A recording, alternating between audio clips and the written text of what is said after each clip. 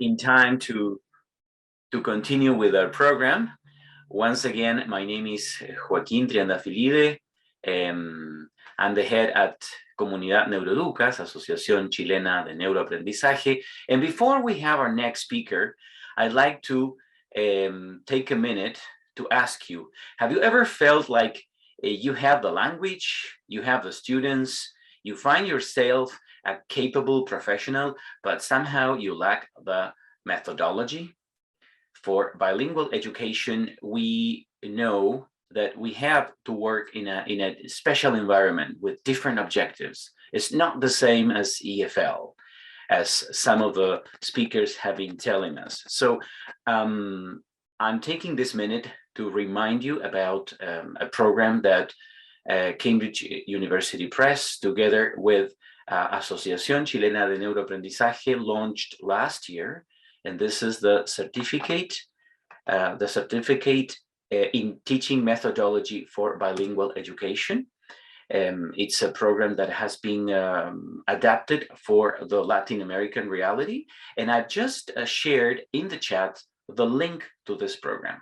Okay, so we would be very glad to have you contact us and ask about this program, which is starting October.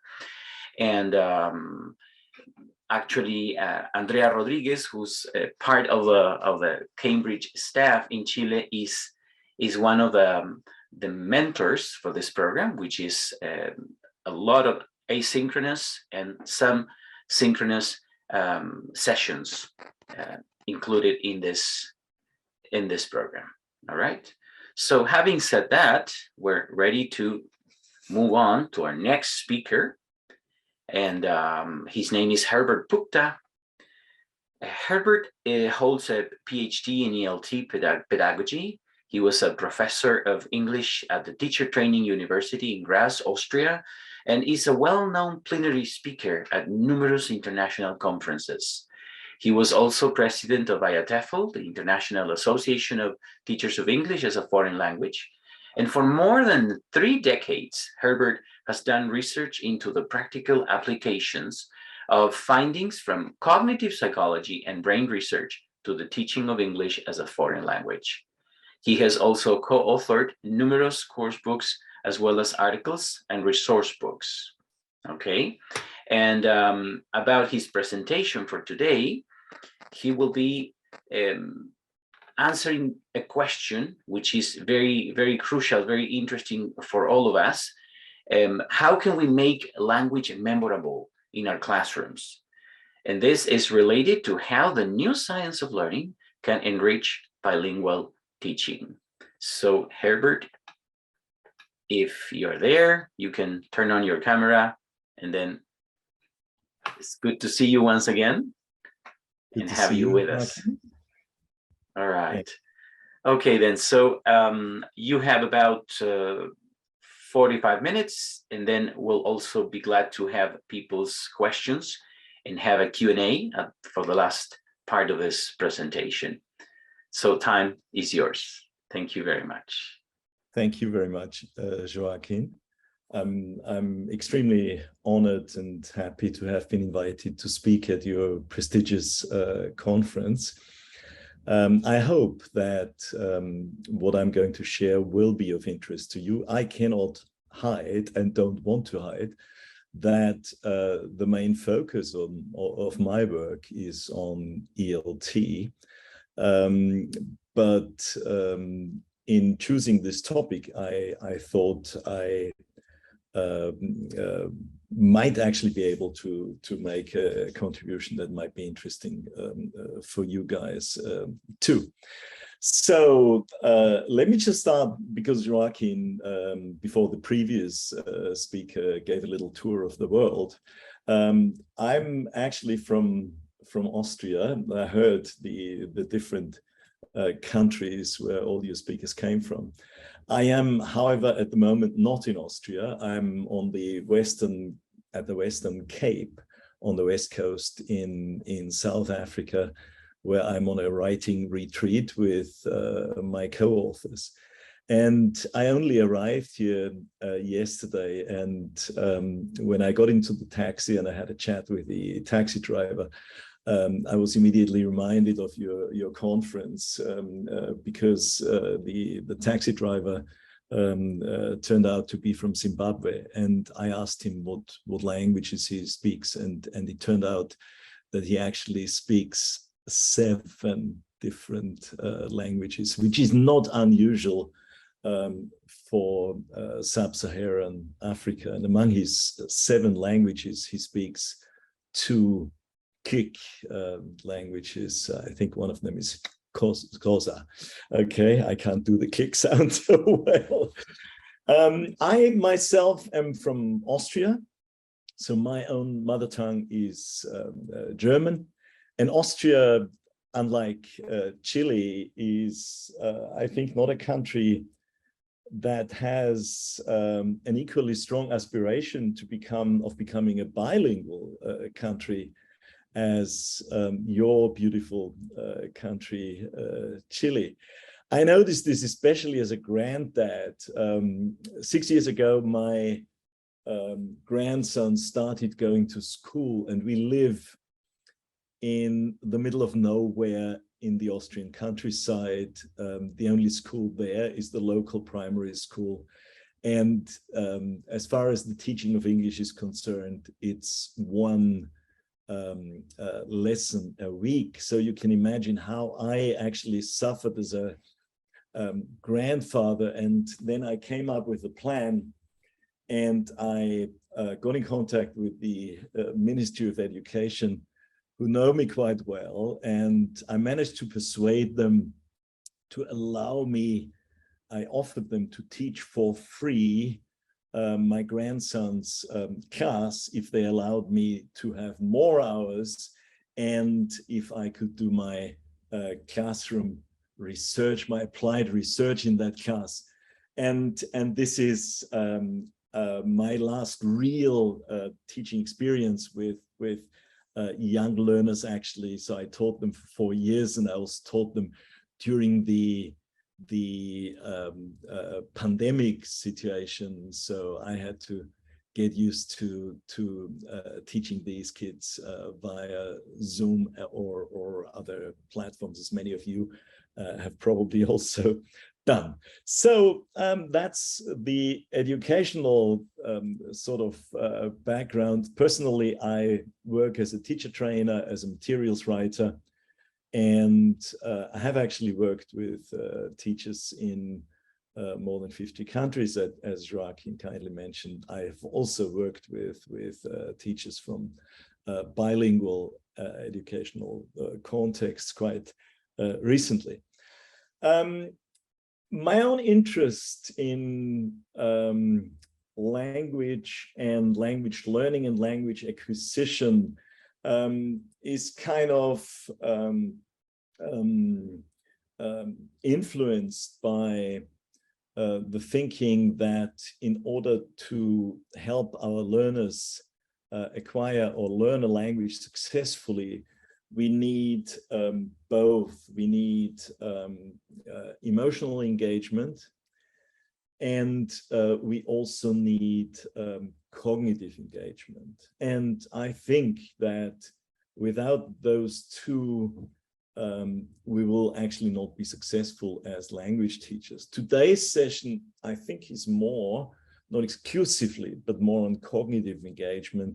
So the topic is making language memorable, and the new science of learning.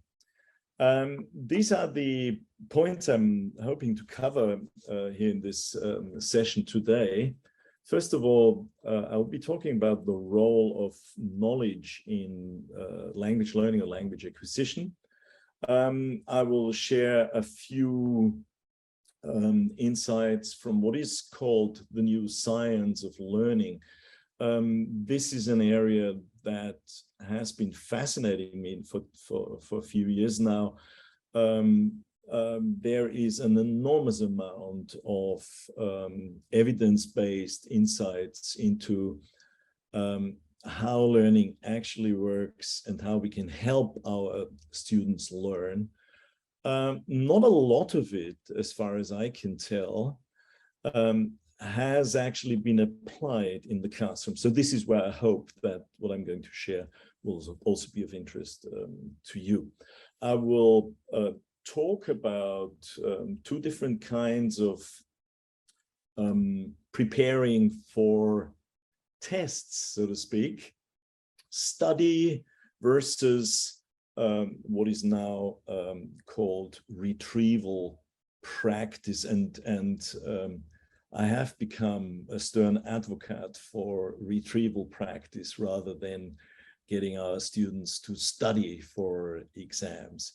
We'll briefly be talking about some evidence from neuroscience on how to make language memorable. And I think what I'm going to share there, you will see, is very much in line with what I said previously. The new science of learning is all about. And finally, a few suggestions for implementing such an approach. Let's start with the role of knowledge in language learning. Pedro de Bruckner asks the provocative question: if you can look everything up, is knowledge so important? And it's true, isn't it, that we have all the information we want and a lot more basically at our fingertips. And the question is, do we really still need to get our students to acquire knowledge altogether? Well, Pedro de Bruckner actually answers this question. Now, first of all, there's a quotation from him from his book Urban Myths About Learning and Education. He says, do we really need to teach anymore? Do learners really need to acquire factual knowledge? Doesn't the present generation of digital natives already possess these skills? It would, of course, be, I guess, the dream of every Minister of Education if we didn't have to teach anymore, because that would actually save millions, if not billions. Well, the answers that Pedro de Bruckner gives are yes, yes, and no. Of course, we need to teach. Of course, learners need to acquire factual knowledge. And no, even if they are digital natives, which is debatable, because often what they're really quite good at is using a few apps, but whether one can actually call them digital natives is a rather debatable concept, I think.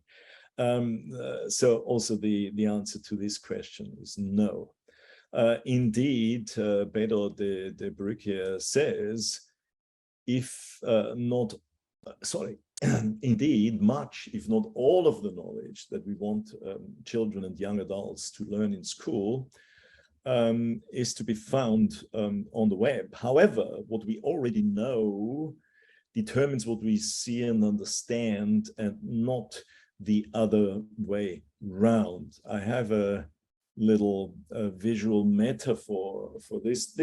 This rather confusing image is what one sees when one drives into the St. Leonard's Place car park in the center of York in the UK. And I think this is quite a nice metaphor of what it means to be overloaded with information. Of course, this kind of overload is tiny compared to the information overload we are faced with when we think of using the World Wide Web. But still, if I want to look for the specific information I might need when driving into this car park, without knowledge, I would not actually find the information because it's my prior knowledge that helps me kind of filter the information that I see here, and without prior knowledge, I'd be lost. That's the point that Pedro de Brucia actually makes. He says, research has shown that low prior knowledge negatively influences the search process. Students with more prior knowledge have an advantage because they can easily link that knowledge to the task requirements and the information found on the web. So here's a question for you. When you think of your teaching situation, those of you who are teachers, and I'm aware that this is not only a group of teachers, probably we have educational managers, directors of studies, researchers, and also teachers here in this group. And we are all in the memory business, aren't we? And the outcomes of our students' learning decides over the success of the teaching, of our teachers' teaching, or if you're a teacher yourself, of your teaching. So has an enormous impact on the success of a school or a chain of schools, or even the success of a country's educational system. So my question is, and I'd like to ask you to type your answers into the chat box. The question is, what is the role of knowledge? How do you see that in your students' language learning process? But that implies, of course, also acquisition process. Can I ask you to just type in a few answers to this? I have the chat box open. I guess you have it open too. So can I just ask you for a few comments here?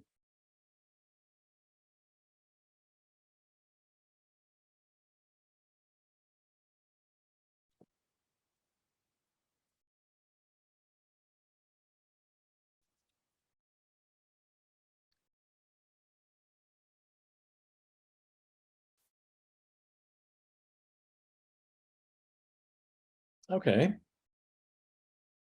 The more you know, the more language you will want to produce. Matthias Ruiz, excellent. Thank you very much. Absolutely.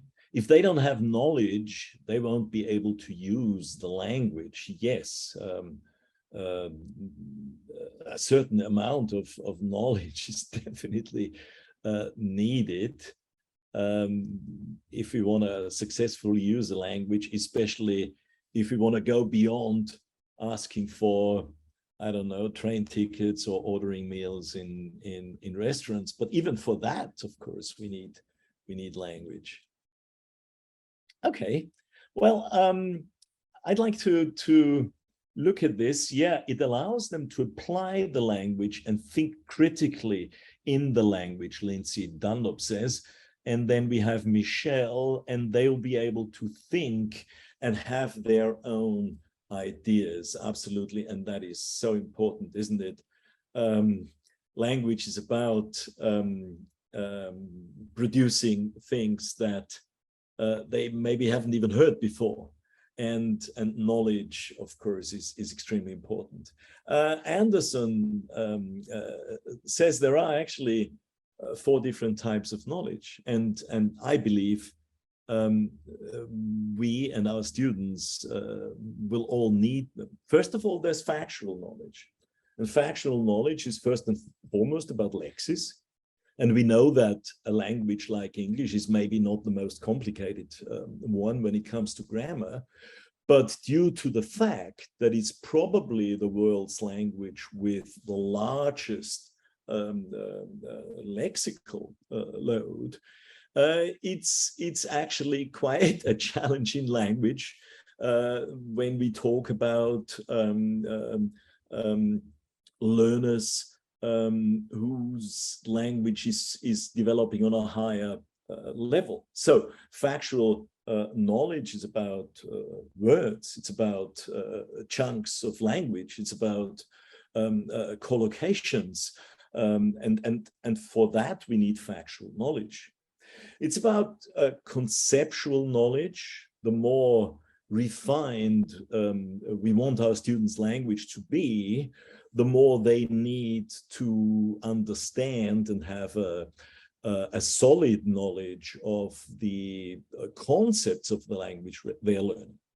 It's about procedural knowledge, talking about the knowledge of how to use our language skills when we think of reading, for example, the different kinds of reading skills that we need to help our students develop, up to reading between the lines, up to understanding things that are not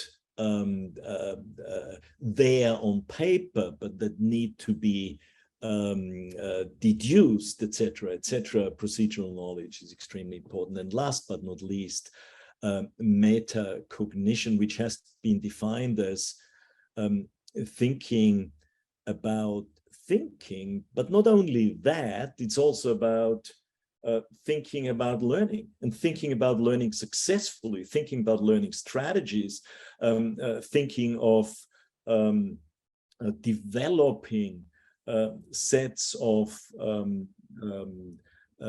strategies and replacing less successful strategies with more successful ones. So this is what I'm actually going to be talking about also in this session today, based on what is called the new science of learning. So why the new science of learning, and what is it actually? So this is basically research that comes from general education. This is not ELT or bilingual learning research. This is really general education, and there is a whole host of fascinating insights, I believe, that have been found in recent years. I'm just looking at the chat where Pilar, hello Pilar, saying something: knowledge activates more new knowledge as more information is processed, and life experience determines how it's stored in the long-term memory. Emotions also determine how memorable a piece of data would be. Absolutely. So what is the science of learning? Bush and Watson, in this fascinating book, The Science of Learning, 99 studies that every teacher needs to know. And it's a book, I think, that every teacher should have. What they say is, what is the science of learning? It's the quest to help our students learn more effectively and efficiently, despite there being a wealth of research into the science of learning. To date, much of it has failed to get into the hands of the people who need it the most, that is, teachers. So Bush and Watson, same publication, also say, what's the science of learning? No, sorry, that's the same publication again, just on a different slide. This is a photo that reminds me of a holiday decades ago in British Columbia. I went up the West Coast and spent a few days also on what is called the Vancouver Island, but also a few of the islands north of Vancouver Islands. And one of the things that is amazing about this place is that these are the spawning grounds of salmon, and salmon later in life come back from the oceans, and they move up the rivers, so they swim upstream to get to their spawning grounds. So they're going back to the places where they were born, so to speak.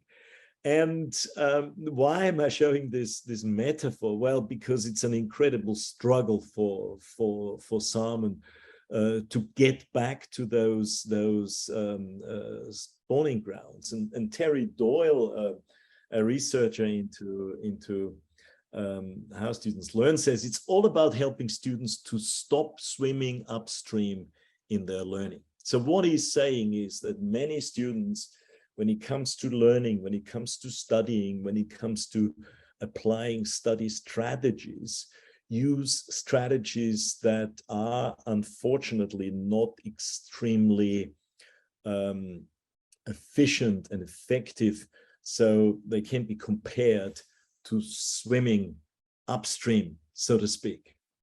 Terry Doyle and Sakrisek say, so this is a book called How to Learn, the New Science of Learning, How to Learn in Harmony with Our Brain, with Your Brain. New insights into how the human brain learns make it clear that many of the learning practices used in the past and that students continue to use are highly inefficient, ineffective, or just plain wrong. Better learning doesn't always require more effort or more time. Rather, one needs only effectively align how the brain naturally learns with the demands of the classroom. Again, maybe I can motivate you just to type in a few thoughts here. What would you consider as evidence-based knowledge about learning? So how do students learn effectively and efficiently? What do we know? What do you personally know? Evidence can be your own classroom evidence, of course. What do you personally know about how students learn successfully? Maybe just a few words. Motivation is important. Learning by doing and working together. Flor, thank you so much. Absolutely important. The social, the power of social interaction in learning is often a bit underestimated. I fully agree. Edgar Dale's cone. I think it's important to bring prior knowledge and to make them write creative questions about the topic and answer them during the unit interaction. Thank you. Offering options to display what they learn. Wonderful. So making learning visible, knowledge making sense to them. Absolutely. When students are able to transfer understanding to other contexts, yes. And learning affectively, as I stressed at the beginning here, by making connection with our previous knowledge and the information we are receiving. Absolutely, yes, yes, yes. We cannot learn anything without activating prior knowledge, real life situation and real life purposes. Constanza, thank you so much. Yes, I'll give you one more minute maybe, and then we'll move on. Wonderful suggestions here. Thank you. It's key. It's important that we know how students learn and how we learn, because otherwise, Raphael Reif says, how would we know how to teach? So I'm personally extremely happy that this new science of learning is actually coming up with such interesting and very often down to earth, as you will see, insights that I think can inform us really well. The 4 pillars of learning by Diane in his book, How We Learn, 2018 publication. First of all, attention, because it amplifies the information we focus on. Second, active engagement or curiosity. I can't remember who said this, but somebody said, get them to ask real questions, get them to ask creative questions about what they're learning. And that's exactly this point here, active engagement or curiosity, which encourages our brain to ceaselessly test new hypotheses. And then, of course, errors play an important role in learning. Errors are signs of learning. But also learning from our errors is key, because this process helps us to compare our predictions with reality and corrects our models of the world. And then last but not least, I would like to stress this, the latest research stresses the importance of sleep. And I will go into this a little bit further. So consolidation is ever so important, and as a continual, as a process that needs to spread out over time, because it renders what we've learned fully automated. And we'll be talking about sleep in a bit. A bit of food for thought. Attention. We all want our students to pay attention, and probably have all said to our students, pay attention. It's an interesting metaphor, isn't it? Paying attention. It's actually about giving something in order to get something. Our students need to give up even some of the things they would maybe want to engage in, but if they want to learn and pay attention, they have to fully be there. And that's, of course, something that chimes well with what somebody said previously. I think the word used was relevance and interest. Steven Pinker, in his book How the Mind Works, says, in an optimally designed information retrieval system, such as the brain, an item should be recovered only when the relevance of the item outweighs the cost of retrieving it. And so here we are with memory, and a key point that if what we are doing with our students in the classrooms is not seen as relevant, and relevance is about their future lives, then of course there is no way our students will actually be able to pay attention or be interested in paying attention. We know that students, even those students who are not good at learning and who are not good at school, when they have a passion, and whether this is like here, this girl, ballet, or whether it is, I don't know, computers or what have you, they spend an enormous amount of time trying to get deeper and develop their knowledge, and time actually doesn't matter really. So engagement is extremely important. Engagement is an emotional and a cognitive process, but there are also downsides to engagement. And the downsides are if engagement is just about them being busy or them having fun without at the same time making sure that the engagement is also cognitive, then they might actually not learn anything. And don't get me wrong, I'm not against having fun in the classroom. Quite the contrary, we want our students to enjoy what they're doing, but fun all the time, laughter all the time is not going to work. Learning is actually something serious. Karl Piaf says learning happens when people have to think hard. Number 3, error feedback, testing potential subsequent testing. I need to uncover my slide here, I'm sorry. Potentiates subsequent study. You become much more effective when you study something in a focused way as a consequence of having done a test. And this is a first pointer when it comes to retrieval practice versus studying. Josh Eiler, in his book Teaching and Learning Higher Education, says productive failure engages students in solving problems requiring concepts they have yet to learn, followed by consolidation and instruction on the targeted concept.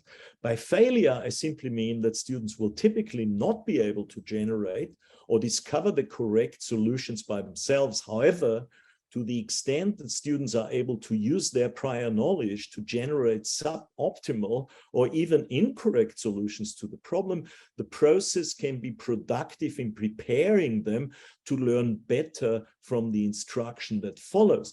For me, this is at the core of bilingual teaching also, where we get students to produce language very often that they have not formally learned yet. Yet, when students are prepared to engage in this kind of process of negotiated meaning, as Chris Candlin used to call it years ago, then actually their own noticing capacity will grow. And they will then notice when they hear their teacher or another source use correctly the language they were kind of like struggling to actually produce themselves. They will gradually start learning from their own mistakes in this way, or errors in this way. And consolidation, I've already mentioned this, extremely important. And that stresses the importance of getting students to spread out their learning over time rather than cramming it into the 2 days before a big test. The bulk of the evidence suggests that the sleeping brain does not absorb new information. It can only replay what it has already experienced to learn a skill as complex as a new language. The only thing that works is practice during the day, then sleep during the night to reactivate and consolidate what we acquired. And here we are at the core of what the new science of learning has actually come up with. 2013 saw the publication of a seminal meta-study on learning. Danilowski and others, improving students' learning with effective learning techniques, promising directions from cognitive and educational psychology. What they did was, it's a meta-study. They looked at, I think, 800 research papers into students studying, so into how students study. And what they found was, irrespective of the subject the students were studying, students mainly, when they study, use either a form of visual marking, so highlighting, you know, those pink and blue and pink and yellow and what have you, highlighters that students run over the texts, underlining, and then trying to study. And study is also very often reading, rereading, rereading, rereading, rereading. And the other kind of skills set, if you want to call that, is cramming.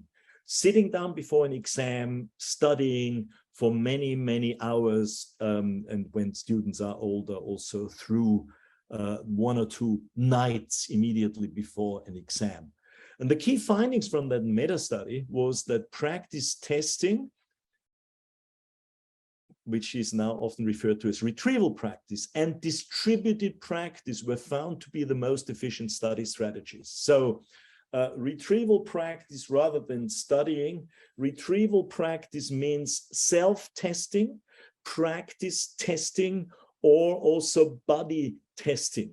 So not the kind of test that the teacher gives, but assessment for learning. Students doing tests, checking their results, doing the same test again, checking their results again, and doing the same test again even, and that over longer periods of time.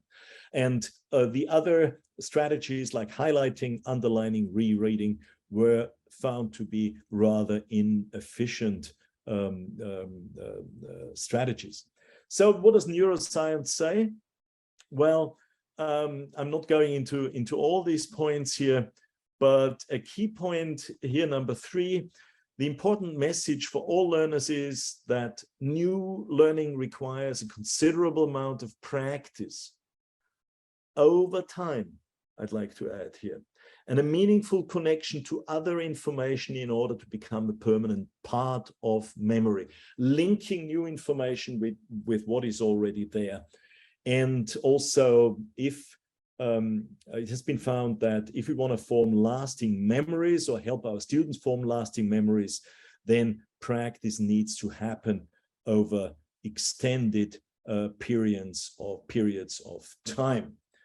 Dehaene, again, learning is much more efficient when done at regular intervals rather than cramming. We are better off spreading out the learning. The reason is simple. Every night our brain consolidates what it has learned during the day. This is one of the most important neuroscience discoveries of the last 30 years. Sleep is not just a period of inactivity, quite the contrary. While we sleep, our brain remains active. It runs a specific algorithm, that's the latest findings, that replays the important events it recorded during the previous day and gradually transfers them into a more efficient compartment of our memory. What would be some practical applications?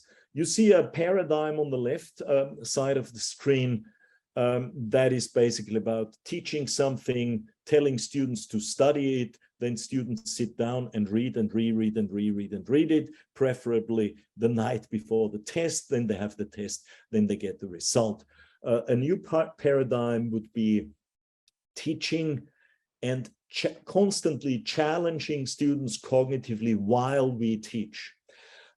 Showing them how they can do information retrieval practice as an ongoing integral part of the learning process.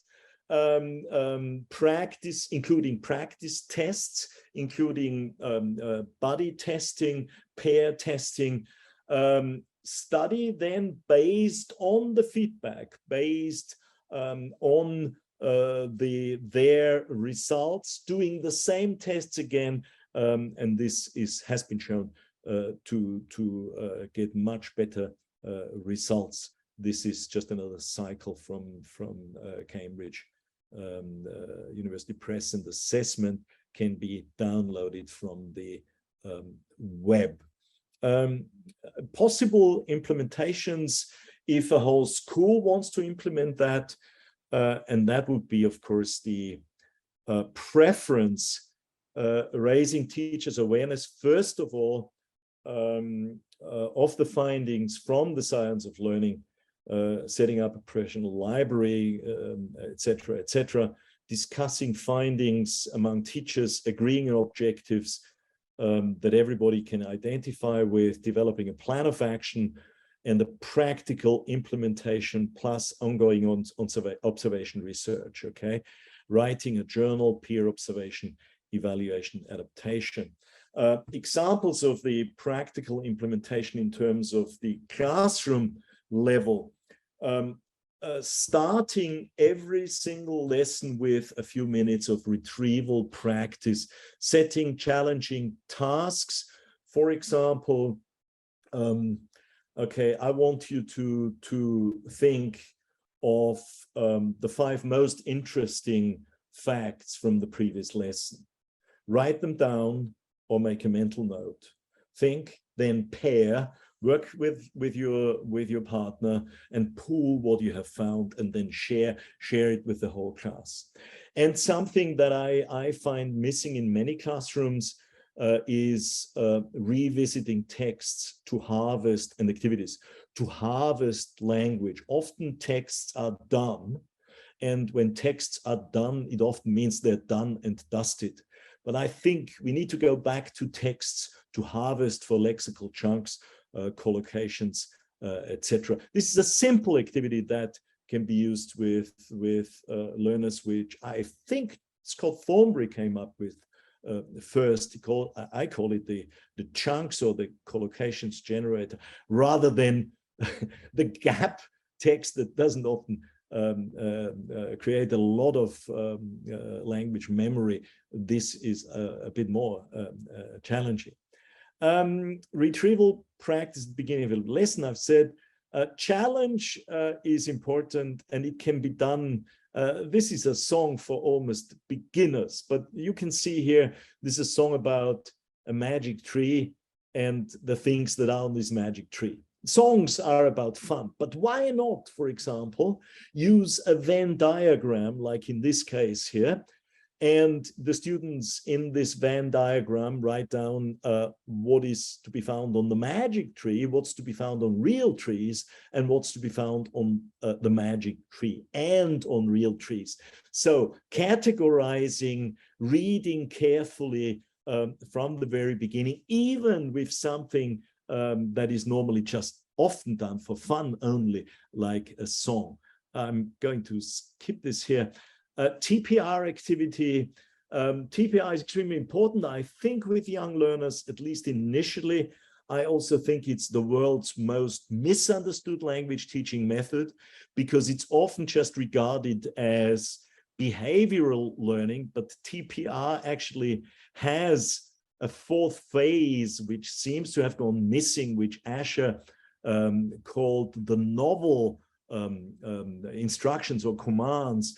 And so this is how we can help learners to go from reception to creative production, really. I need to actually come to the end of this, but show your students how they can do buddy testing, how they can do self-testing. This is something I developed with my young learners. In the pandemic, I created a long-term pair of learners, learning buddies, that were actually working in an asynchronous mode. So when we were not meeting as a classroom, and got them to do quite a bit of retrieval practice in this asynchronous online way. It's been shown in all these studies that students are normally not good at judging the efficacy of their learning. So that's why we need to sell, I believe, retrieval practice as important, because as we said previously, learning happens when people have to think hard. There's a few recommendations also if anybody wants to read a little bit more. And here we go. I've stopped my presentation here. Back to Joaquin. Great. Thank you, Herbert. I think we have one question in the Q&A box for you to answer. Would you like me to read it, or would you like to do the reading yourself? You go ahead. Thank you. All right. Well, Constanza Godoy is asking, hello, Herbert. How do you advise we monitor listening comprehension strategies, focusing on its process rather than the evidence? For example, in my case, she says, students confirm they understood the listening and feel ready, but test results say otherwise. Yes, yeah, very good point. Thank you, Constanza. I think, as you're saying, we need to actually differentiate between the outcomes and the process, definitely. If we are interested in their process, then of course this is a question of the development of their metacognition. In other words, we need to share with our students their perception of what they are doing when they are trying to solve these listening tasks. And if we have the right atmosphere of trust in our classrooms, then we can get students to talk about how they are trying to solve these tasks, not only in listening comprehension, also in reading and in other areas. And then students will learn from each other and then also learn from the teacher. But it's an extremely important part of our teaching to talk about the how of their learning, the strategies. Constanza, thank you. All right, we have another question from Alondra Sirio, and she says, how can we as teachers, lifelong learners, practice testing with our own knowledge and methodologies used in the classroom? I'm not sure if I understand the question right. Whether it's about the teachers or the students. If Alondra, the teachers, she's referring to teachers. How can we as teachers, lifelong learners, practice testing, probably on our own and about our own learning of the language, with our own knowledge and methodologies used in the classroom? I don't think I can give you no. Right. Sorry. Okay. If Alondra could probably rephrase her question. And then we have Michelle Meunier. What happens when we are teaching English as a third language? Do we accept Spanish during their interactions? Well, this is taking us back to the typical debate. How can we make them try to use their English? I mean, many of us have probably gone through a phase where what we learned was never allow your students to use their mother tongue. On the other hand, of course, or their own language. Mother tongue is not the politically correct term, I have learned.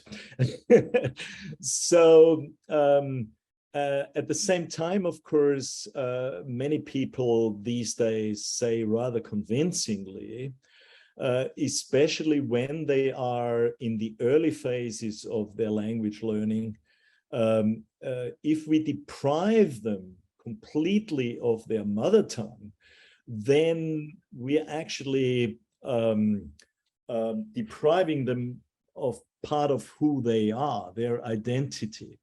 So I think there are times when it's probably justifiable to get them to use their own language.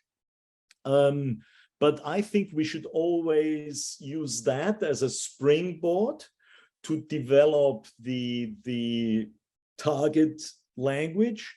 And we should make absolutely sure that these are moments that are exceptions rather than the rule. So in other words, students can also be, once they think that it's perfectly okay for them to use their own language in the language classroom, then what we might get is that whenever they would need to struggle and try to say something in the target language that they're not so good at yet, then they would fall back into the mother tongue, and that's something we definitely want to avoid. Right, that sounds very, very logical.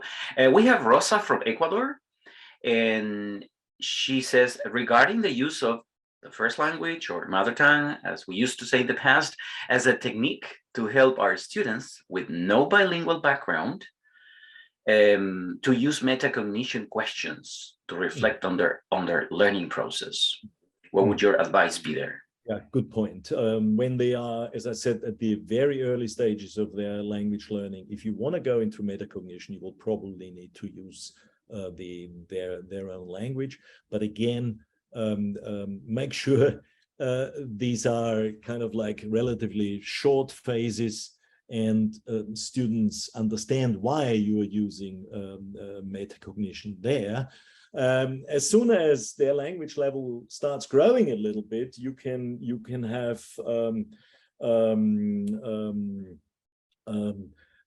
this kind of process where students say something in L1, and then you actually use a translanguaging sort of process where you give it back to them in the target language, and you gradually try to engage them more and more in the target language process.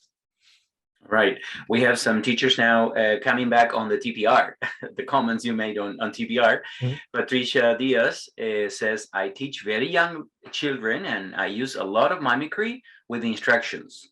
Many times the students remember more the mimic to tell me something. I answer them saying the words in English while I do the requirements. Is that okay? It's perfect. Thank you, Patricia. Lovely. All right. Then we have Montserrat Vargas. Well, she's basically thanking you for the presentation, and she says she's been using TPR, as you said, as you suggested it to be used. Yes. Now back to the chat, because we have more and more questions. I'm trying to follow the order in which they come up. Viviana Farias says, how can we encourage metacognition in young learners? Yeah, thank you very much, Viviana. This is a good question.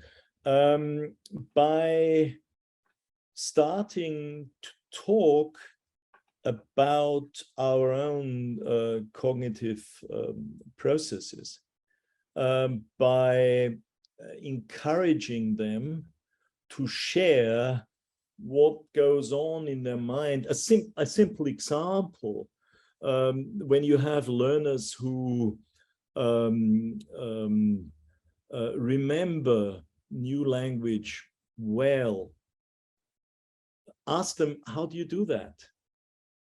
And you will hear all kinds of interesting things from them. You will hear, well, this word sounds similar to a word from my own language. Or you will hear, I remember it because you used it in the story. Or that you will hear, I remember it because the word sounds so funny or interesting or what have you. And if you take these answers seriously, then more and more children will start sharing their processes, and you're starting to talk metacognition with them. It's the start, but it's always the first few steps that are the most important ones. Great.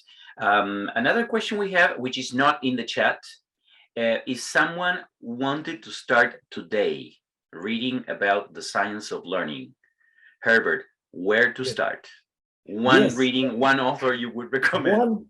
Out of the I quoted, how I can't recall it now exactly, how students learn, 99 empirical studies that every teacher should know. It's in my list of recommended books.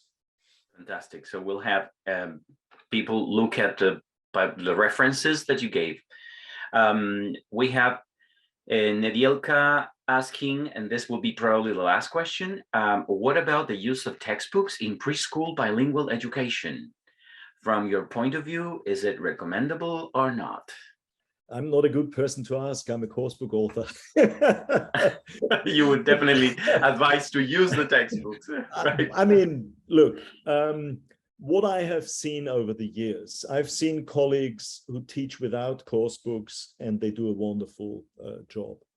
I have seen more colleagues claiming they teach without a coursebook, and they use lots of photocopies, sometimes from coursebooks, sometimes from somewhere else, but they don't achieve the results. A good coursebook will give you engaging content and will also help you engage your students in processes that actually lead to better results. But I'm biased. You have to decide this for yourself. So full disclosure here. Great. Well, that was a great presentation. That was a wonderful time with you, Herbert. We want to thank you very much.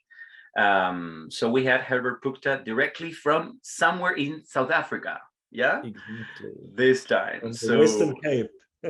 Oh, great. So we wish you all the best with your writing retreat. We hope to have news soon. And hopefully it's connected to the science of learning. We really need a lot of applied topics and tips for language teaching. So I'd like to remind those who are connected that we will now go for a break, for a 20-minute break, and we'll be back in 20 more minutes okay, 11:40 for our last presentation before the final panel. Okay, we'll have two more segments coming. 11:40 Central Time in Chile.